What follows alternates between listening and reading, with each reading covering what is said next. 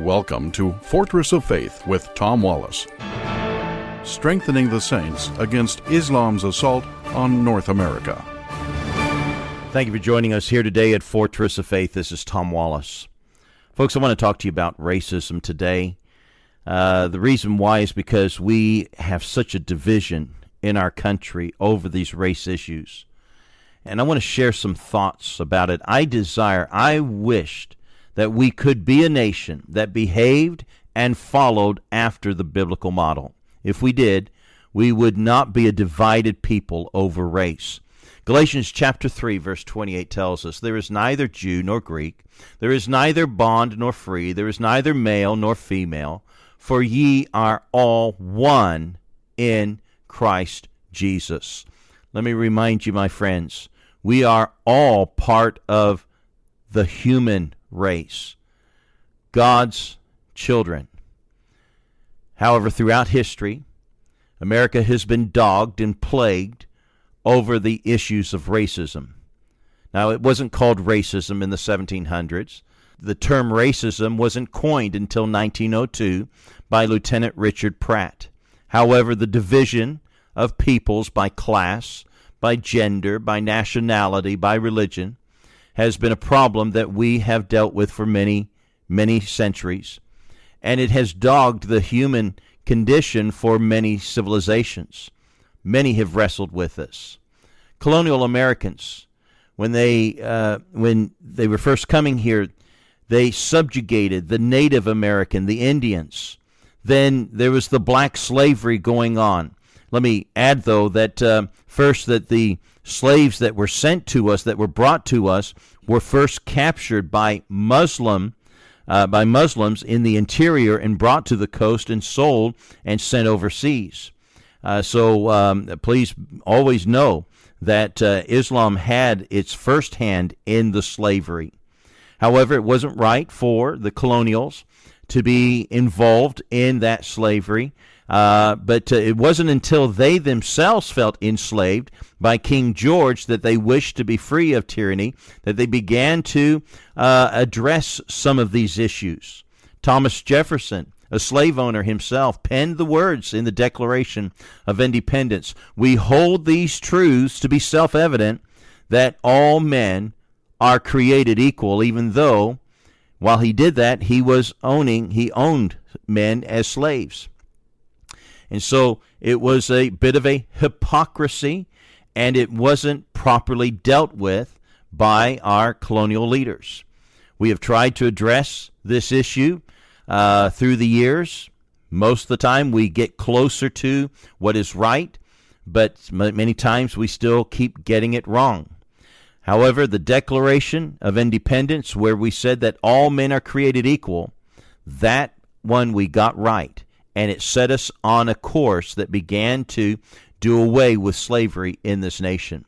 The sad thing, though, it wasn't until the colonials themselves could see what enslavement was like when they themselves were the recipients of oppression.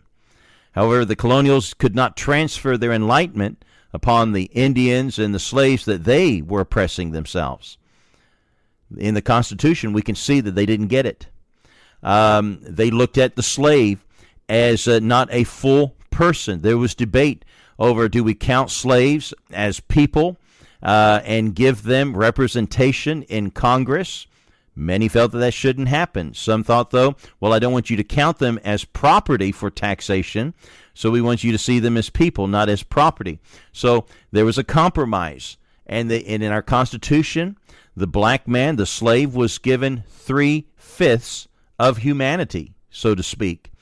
And so it shows that even though we had a great document of law to guide this country, that part they didn't get right. And because they did not get that right, it led this nation to a civil war. And what we should have learned is this, is that it matters not, there's no consequence to the color of man's skin, whether it is white or black. The blood that both spilt was red. My friends, again, we are part of the human race. We're part of God's creation here, and it's not about race. However, as awful as the Civil War was to our nation, it did produce some good things. During the Reconstruction, amendments were added to the Constitution, the 13th, 14th, and 15th Amendment. The 13th Amendment abolished slavery. The 14th Amendment provided citizenship for them. And the 15th Amendment gave the black man the right to vote in this nation. However, it did not fix the division. Racism was still with us. Jim Crow laws were being practiced in the South, and segregation created more oppression upon the black man in our country. And finally, there was a leader who stood up, Dr. Martin Luther King Jr., a man that I admire greatly. And I want to quote to you part of his speech that he gave from the Lincoln Memorial in our nation's capital, August 28th, 1963, before I was born. He stood and said, "I have a dream that my 4 little children will one day live in a nation where they will not be judged by the color of their skin, but by the content of their character." My friends, that's what I thought and I understood the civil rights movement was all about. Moving back to America after living overseas as a child and coming back to America, I found out that that's not quite what the civil rights movement had developed in our nation. However, in that same speech that Dr. King had given that day, he ended his speech by quoting Thomas Jefferson in the Declaration of Independence, and I'll quote it. He says, "I have a dream that one day this nation will rise up and live out the true meaning of its creed.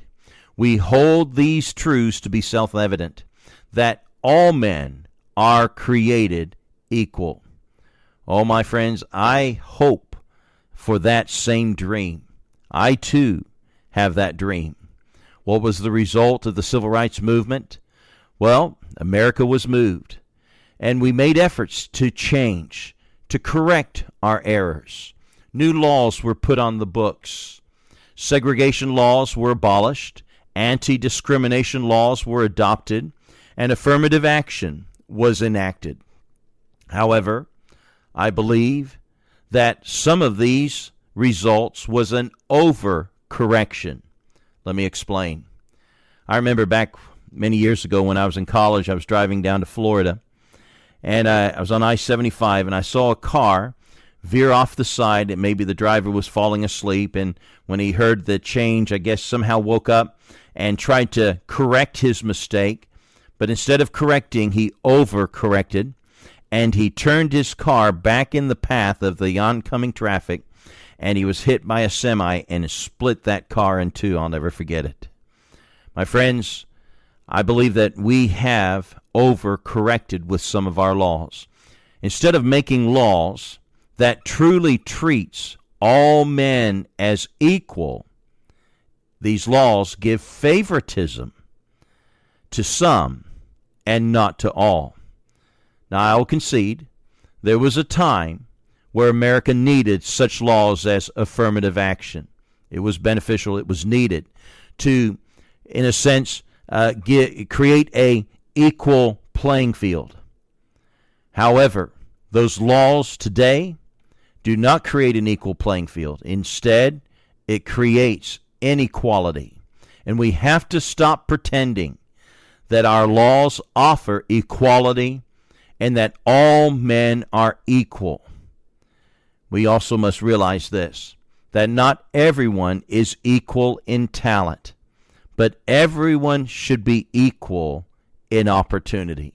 Everyone should have the equality to go further. And I tell you what, Ben Carson is a tremendous example to show that people can climb out of their circumstances, out of their culture, and make something of themselves if they'll make the effort. The opportunities are there. There's nothing to discriminate against them to have the dream, just as it would for a white man or a black man or whatever nationality that they come from. And we must admit that our anti-discrimination laws are discriminating by their very nature. They have to be done away with if we're truly going to overcome these problems of division that's in our country. And let me say this, and let's say it clearly. All lives matter. All lives matter. We need to end racism now. We need to put an end to it and stop this. Racism is alive and strong in our country today. However, it's coming from two other sources, two new sources. America's not quite dealt with it from these two angles. One group is from the black man, those who say that black lives matter. You know, it is purely racism. They demand that we agree and agree only that black lives matter, and it's not acceptable to them or tolerable for us to add all lives matter. Folks, it was wrong for racism to be on the foot of the white man. It's equally wrong for racism to be on the foot of the black man. The other group, the other new player that we're seeing in our country today, we're seeing this come from a religion, a so-called religion named Islam. Islam has a doctrine. Muhammad made it clear that he was commanded by Allah to fight all who would not accept him as God's prophet and who would not yield to his God. And he gave the commandment to the faithful Muslim to follow through and fight those who would not accept Allah as their God and Muhammad as Allah's prophet. And so those who are carrying that out are demanding that we yield to their doctrine, to their way. Folks, that is equally as wrong as the racism that's going on in our country. And folks, exactly what's coming out of Islam today is very similar to what came out in the 40s with Hitler, when he commanded the subjugation and the killing of all others so that he could establish power for the Aryan race. The funny thing about all this is that it's really not the issue of race. It really doesn't have anything to do with a person's skin color, whether they're poor or whether they're a criminal. I could show you white people that are just as poor as black or just involved in crime. It has nothing to do with their skin color, but it has more to do with their culture. And our problem is that we have a culture that is a culture of us and them, a divided culture. And it's time that we put an end to this divided culture. We must stand for equality. And I'm calling upon people to join me in saying that we must end all racism now. Join me in agreement with Dr. King as he said that one day this nation will rise up and live out the true meaning of its creed. We hold all these truths to be self-evident, that all men are created equal. We must stand and be resolved to respect one another, no matter what their color is. This does not mean we condone everything and tolerate all things, but we will not prejudice our minds against one another based on their skin color or their nationality. Instead, we stand for a united America, not a divided America, not a hyphenated America that is African American, Mexican American, or something American. No, it needs to be a united America. And again, remember, we are all part of God's creation. We're all part of His human race. This is Tom Wallace.